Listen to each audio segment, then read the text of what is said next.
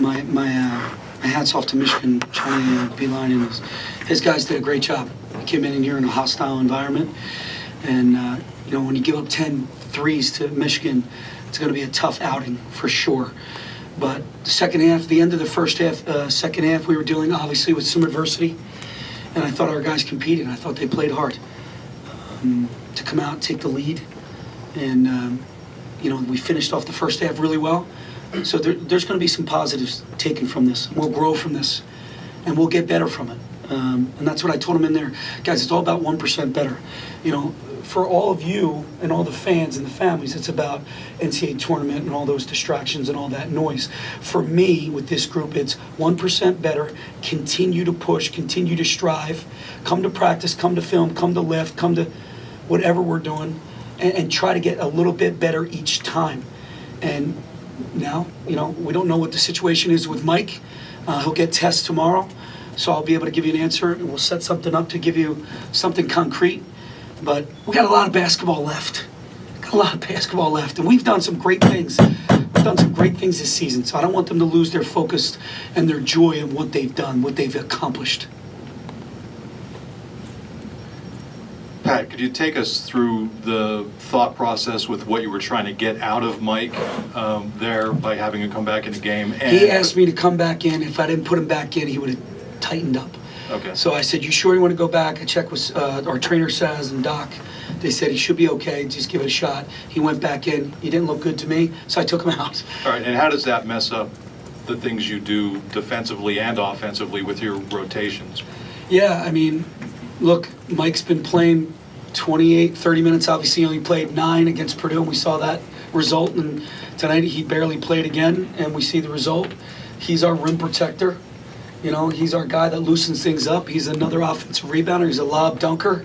He makes big plays for us on both ends. He's a ferocious rebounder. And obviously, the guys, there's a trust level with that starting 5.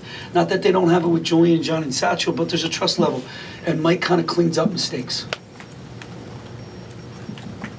Pat, you had to play a lot of small lineups without him. He did. How you doing? And your team is the one that I thought didn't look like they hit the February wall really until now, and everyone else kind of did. Did you think they got a little gassed late in the second half? Because they had all those guys out there playing more minutes. And you would know this. I call it the Purdue factor, right? I think in football they call it the Wisconsin factor.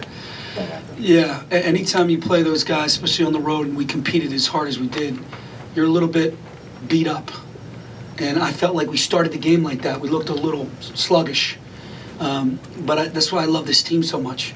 They dug deep, they came out, they responded from the halftime adjustments, and we take the lead. But for the first time, I would agree with you. We looked like we got a little bit tired or winded at the end there.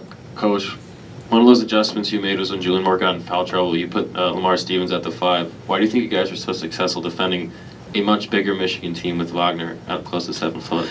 Because Wagner's not really going to post up. He wants to shoot threes, obviously 4 for 5 from 3, and we were trying to prevent him from getting those threes.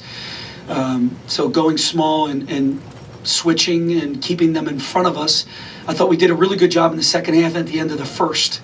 But as the game went on, and we got to be able to, our offense has to help our defense sometimes. There's got to be better execution. We've got to make some timely free throws, got to take care of the basketball. And when you don't do that, then it puts a lot of heat and a lot of pressure on your defense, because their second chance points it felt like a ton. Points off turnovers were 14. That's fast break with 13. That's a lot of points. And we need to do a better job in certain areas.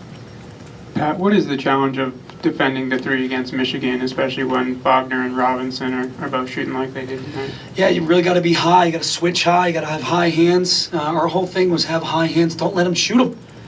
Don't let them get them off. And obviously they got 21 off. So, it's something that we can work on, something we can to grow as we come back to practice. Because Nebraska takes a ton of threes too. So we got to do a better job with that. Emotionally, what does it do, though, when Mike comes out of the game? Because it just looked like he wanted to be in there so bad. And do the other players sort of notice that? Yeah, they did. And Mike wanted to come back on the bench, and I just thought it was best that he stay in there. Because if Mike's on the bench and he's showing hurt or pain, I think that deflates the team as well. He wanted to be back on the bench. We just felt like it was best to give our team the best psychological chance was to keep him in the training room.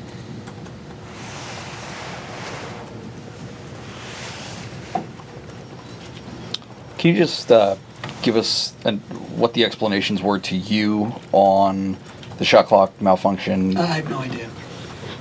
And On maybe the malfunction and then the ball going out of bounds, you're going to have to ask Gene that. Okay, Call him. Dave. Do I need this?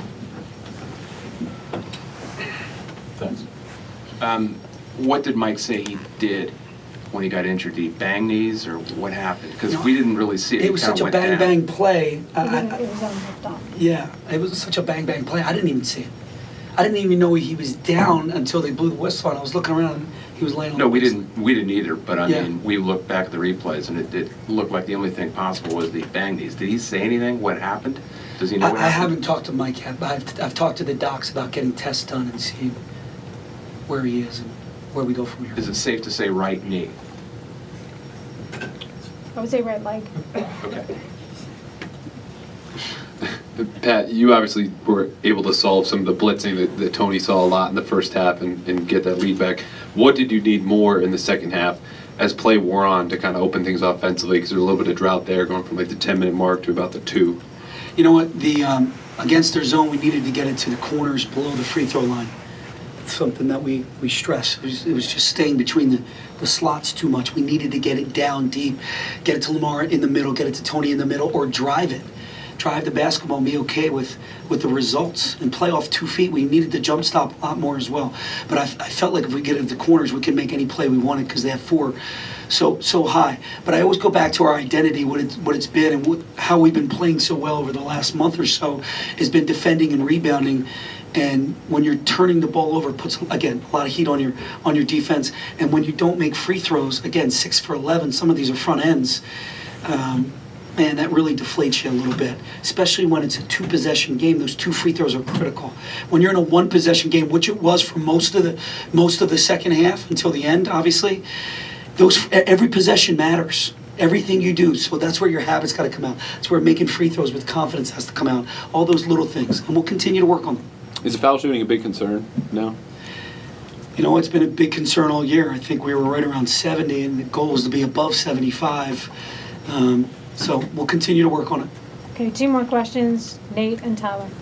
What did you feel like prompted the response from 13 down in the first half to be able to climb all the way back to take a lead in the I second just half? thought at halftime we knew we didn't play well.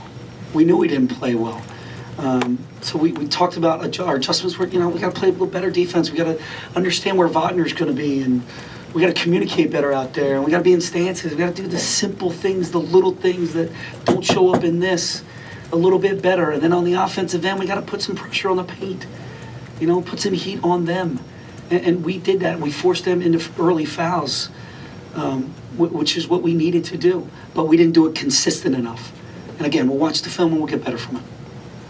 Pat, when Michigan went to that 1-3-1 half-court zone there a little bit, did that kind of throw you guys off? And it seemed like for a couple minutes there before you got to talk to your team and trust them enough that it was really starting to throw you guys off. You guys didn't have your shooters out there with Shep and Josh in some foul trouble. Yeah, so what it is a 1-1-3, and it flattens out to a 2-3. And that's Lamar's world, that nail area, the foul line area. And he made a free throw, and he made a jump shot. But then he's got to mix it up. He's got to drive it sometimes. He's got to play off 2 feet sometimes. He's got to mix it up because they will converge on you. But again, we need to get it to the corners and be able to make plays from that. And there's a situation where you miss Mike because you can throw Mike lobs. And I don't think they really respected our 5s. And our 5s got to get more touches, and we got to work on that. Coach, thank you. Thank you.